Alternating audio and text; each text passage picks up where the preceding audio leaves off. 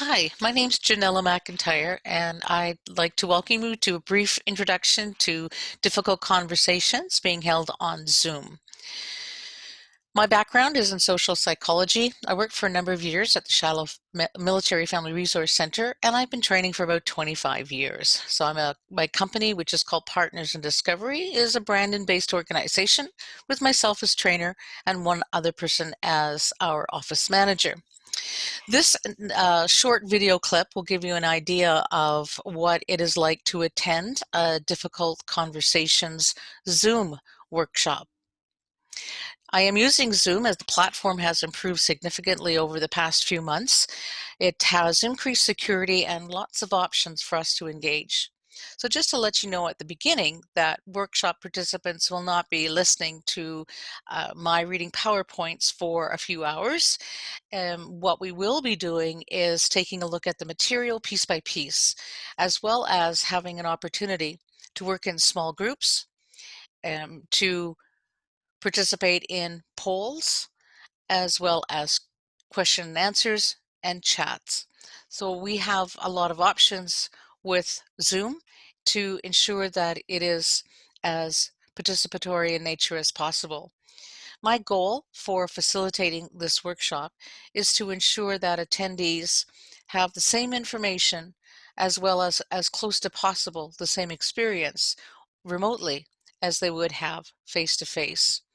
And so I'd like to start by just sharing my PowerPoint slide and getting started into the topic itself.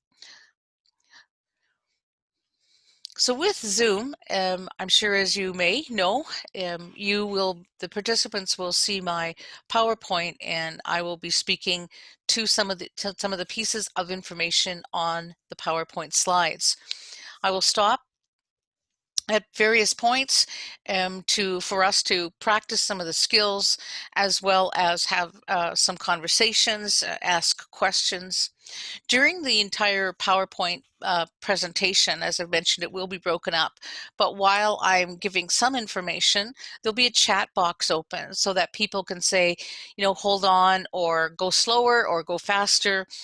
Or raise their hand for a question, or simply just put a question in the chat box, and that way as it would be in a room, I'd stop speaking and ask what the question is, and perhaps have some feedback from the rest of the group. So again, imagining us all together in the room, face to face, but we're doing it over computer. So I'd like to share a little bit about the seminar objectives. The seminar objectives fall into three major areas, and you'll see some of the bullets here. I'm just going to summarize them.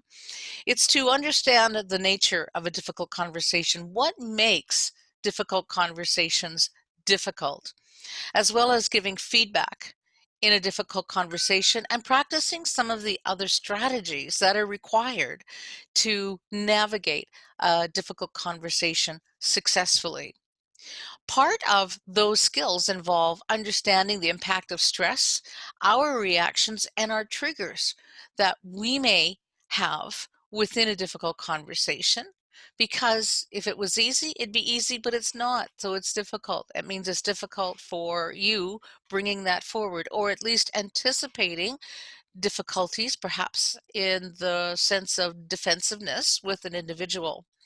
And very specifically, practice the strategies that will allow us to navigate that difficult conversation as successfully as possible. So I'm going to go through just a few slides just to give you a sense of the workshop. The idea here on this slide is that in this workshop, we'll be talking a lot about perceptions and stories. Perceptions are ways in which we look at the world, interact with the world, see the world. Perceptions are built from our individual experiences and everything that makes us who we are. Consequently, how we see the world is filtered through our story. And our story is the term used within researchers and authors of difficult conversations to really exemplify that it's not just here and now about this issue that we're talking, but rather I'm speaking and you're speaking through our experiences, our unique experiences, everything that makes us who we are. It's said that in our stories we are correct. That we are correct in our stories, which means we do and say what we do and say and perceive a situation because that seems correct to us. So the first section is to to take a look at what is a difficult conversation. And again, I'm just going to go through a few of these slides. First of all, as I've mentioned, the nature of a difficult conversation is complicated because of the impact from perceptions, conclusions, and reactions. It has grown over time, and we may find ourselves reacting to an individual or situation in a pattern, meaning this person walks in the door, and right away your reaction was, oh, I thought this person was on holidays today, but they're not. So we have a pattern of reacting to this individual or to the situation. Perceptions are interesting because they can be understood. However, they are difficult to understand because they are built up of everything that we are, including our beliefs, our value systems, everything that, as I mentioned, makes us who we are. So I'm going to start sharing because I wanted to mention that at this point in time, I would ask people to come up with a case study. And if we were doing this remotely, I asked them to do this as pre-work.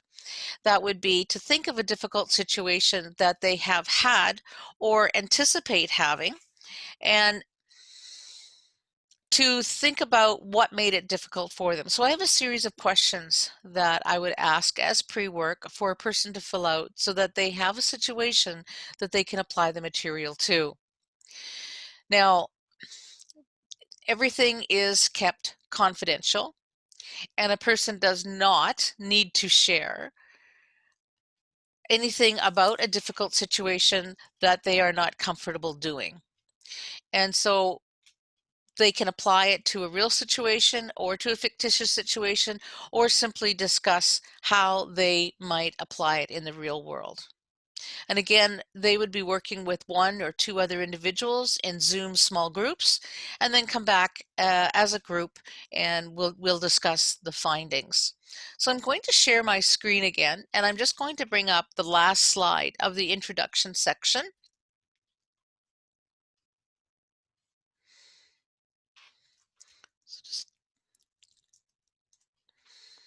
So this is the last slide of our introduction section, and I'm just kind of skipping here ahead because I wanted to share with you before the end of this clip what is the process to having a difficult conversation. And we will spend most of the time of a day with, or of the hours within allocated for the workshop, on number 1, number 3, and number 4. So number 1, which is plan and prepare. And there's a number of areas that a person needs to be really clear on before they start or hold the conversation. And so we spend a fair bit of time on planning and preparing. Setting the stage is deciding where and when to have this conversation, as well as noticing our own reactions to holding this conversation. Number 3 is to proceed with curiosity, which simply means I need to practice both my listening and my questioning skills to be able to, as Stephen Covey mentioned, to understand before being understood. And that's key to holding a difficult conversation. And then number 4 is discussing strategies around and how to cope with the thing that we're afraid of, which is defensiveness. What if the person gets defensive? What if they get angry? What if they get upset? Well, the good news is that if we have planned and prepared properly, and we're using the curiosity skills, then that is our best chance of a person not becoming defensive, but rather having a conversation or engaging in dialogue with us about a situation that you might find particularly upsetting or at least difficult. And then 5, of course, is something that we need to do anytime that we give feedback, hold a conversation that requests for change in behavior, any type of planning, and that is to follow through and to follow up with the individual. And that simply means if a person decides to accept your invitation to discuss and works at dialogue as opposed to defensiveness, this is positive behavior that you want to thank. If you make a request for a change in behavior, then this is positive behavior that you want to thank if and when they do meet that request of a positive change. So we spend, as I've mentioned, number 1, number 3, and number 4. And people will leave the workshop with something I call practice ready, which means they have practiced some of these skills, they've thought about it, or discussed how they would apply to their particular situation, um, and so that they have a framework to hold that conversation when they leave the workshop. So I'm back to my Zoom screen here. And I would like to thank you very much for reviewing this clip. Remember that in Zoom, people will have many opportunities to raise hands, go faster, go slower, have a chat box, do some polling and some small groups, including deciding how they want to present if they do on whiteboard. So we have a lot of tools that we can work at together. And as such, as I said, my agenda, my intention is to ensure that people have a very good and interactive experience remotely, uh, because we don't have that option for face-to-face at this time. So again, thank you very much, and I hope that you enjoyed this video clip.